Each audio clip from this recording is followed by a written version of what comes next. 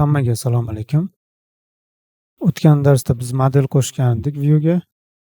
Endi bugun batafsil qismini qo'shib ko'ramiz.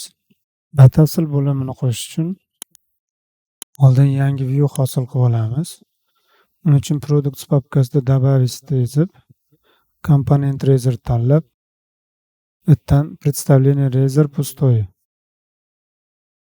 va unga Details deb nom beramiz. Details faylining nomi action nomi bilan bir xil bo'lishi kerak, shunga e'tibor beramiz. Tepa qismini o'chirib yuboramiz, kerak emas. Va modelni bog'lab olamiz. Model product model. Bu yerda bitta model haqida batafsil informatsiya chiqqani uchun faqat bitta product modelni bog'lashga yetadi. View data title ga View sarlavhasini beramiz. Mahsulot haqida batafsil deb yozib qo'yamiz. Sarlavhani yozib olgandan keyin View'ni ko'rinishini qilsak bo'ladi. Ko'rinishni div taglarning ichiga yozamiz. Birinchi bu div tagini ichiga bitta sarlavha qilib olamiz. Unda mahsulot haqida batafsil deb yozib qo'yamiz. H4 tagi bilan sarlavha qilamiz. Batafsil qismini ro'yxat shaklida chiqarish uchun dldt dd taglaridan foydalanamiz. Del description list, ya'ni o'zi shu ro'yxatlar uchun mo'ljallangan tag. Bu asli HTML dan olingan. Bizning kursimizga unchalik aloqasi yo'q. Del dt taglarining ichiga klasslarini ham yozib qo'yamiz. Va dt klassining ichiga HTML display name for deb oldingi darsdagidek oldin sarlavhasini chiqarib olamiz. Yana bu yerda rasmda ko'rsatilgandek chap tarafida sarlavhasi,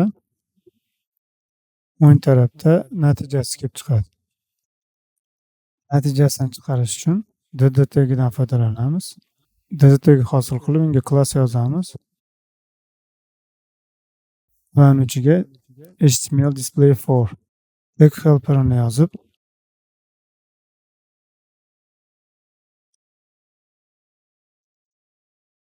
qavsning ichida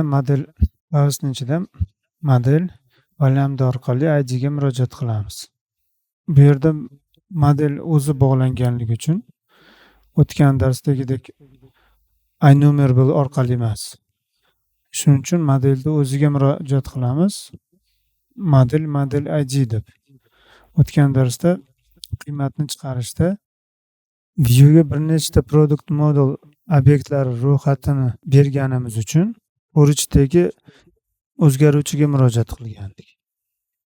Bu yerda model product model obyektiga murojaat qiladi va undan keyin kiritilgan xususiyatlar product modelning xususiyati bo'ladi. Oldingi safar ro'yxat bog'laganimiz uchun lambdadan oldingi shu ro'yxatga murojaat qilyotdi. Hozir to'g'ridan to'g'ri modelga murojaat qilib chiqaramiz.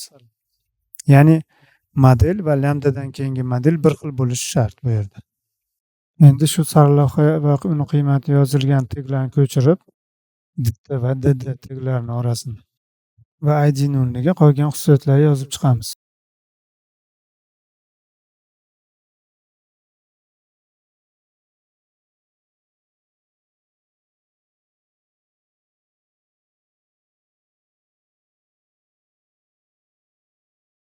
Xususiyatlarni yozib bo'lganimizdan keyin pastda yana bitta div hosil qilamiz va u yerda tahrirlash va orqaga qaytish uchun ikkita ssilka hosil qilamiz.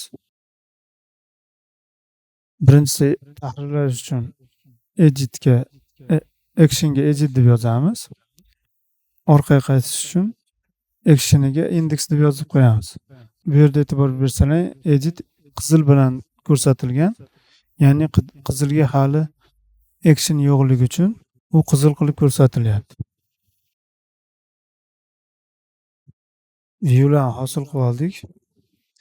Endi kontrollerga kirib turib, details uchun action hosil qilib olamiz. Public action result details deb yozib o'z ichiga parametriga id ni beramiz. Undan keyin product undan keyin product nomli o'zgaruvchi hosil qilib olib, uni product xususiyatidan ID'mizga to'g'ri keladigan modelda qaytaramiz.